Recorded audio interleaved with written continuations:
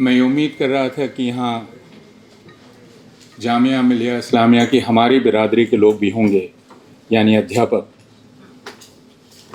और मुझे अफसोस है इसकी वजह होगी कि वो नहीं हैं, लेकिन मैं उम्मीद करता हूँ कि वे आगे आपके साथ खड़े होंगे।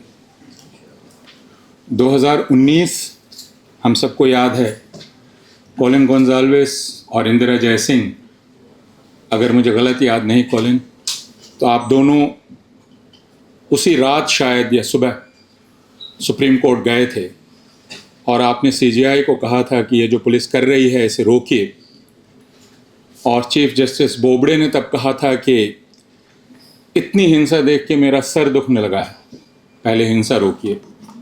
लेकिन हिंसा तो दिल्ली पुलिस को रोकनी थी, वो उसने नहीं रोकी। 2019 और 2025 कुछ भी नहीं बदला है।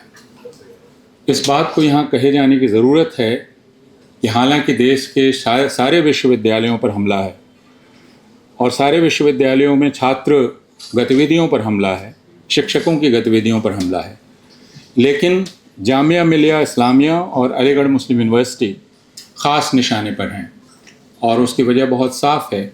2014 में जब यह सरकार आई, उसके बाद से अगर आप आर्काइव उठा के देखेंगे अखबारों की, तो इन दो संस्थानों को पर बार बार हमला किया गया है, क्योंकि इन दोनों की पहचान किसी न किसी तरह से मुसलमान पहचान के साथ जुड़ी हुई है और उस पहचान को पूरी तरह से ख़त्म करने की कोशिश की जा रही है।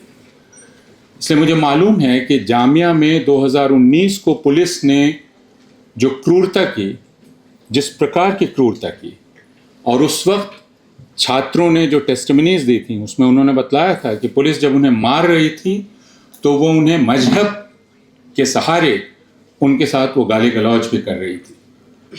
तो यह निशाना एक विश्वविद्यालय पर है, लेकिन यह निशाना एक ख़ास पहचान पर भी है और उसको हमें नोट करना चाहिए। और इसलिए जामिया मिलिया इस्लामिया के छात्रों का संघर्ष, हालांकि जैसा आप देख रहे हैं स्टेज पर कि यहाँ हिंदू भी हैं और मुसलमान भी हैं, और जामिया और अलीगढ़ मुस्लिम यूनिवर्सिटी को बदनाम करने की तमाम कोशिशें कम से कम इस स्टेज को देखकर उनका जवाब मिल जाता है उस साजिश का। लेकिन ये लड़ाई हमारे लिए बहुत कीमती है, जो लड़ाई जामिया मिलिया इस्लामिया के छात्र छात्राएं लड़ रहे हैं। आप जैसा कॉलिन ने कहा कि आपके साथ क्रूरता की गई है, आपके साथ बहुत बेरहमी से पेश आया गया है और ये शायद आगे जारी रहेगा, उसका जवाब वही है जो आप दे रहे हैं। ज़्यादा से ज़्यादा तादाद में एकजुट रहना, पीछे नहीं हटना और झुकना नहीं। और यह संदेश एक तरह से हमारी पीढ़ी के लोगों के लिए भी है कि वे भी कम से कम झुके नहीं और साथ में खड़े रहें। एक बार फिर आप सबका बहुत शुक्रिया। और ये संघर्ष ज़रा लंबा है, चलेगा, लेकिन चलेगा ज़रूर। आज के इस प्रेस कॉन्फ्रेंस को देखकर मुझे इसकी उम्मीद है। बहुत बहुत शुक्रिया।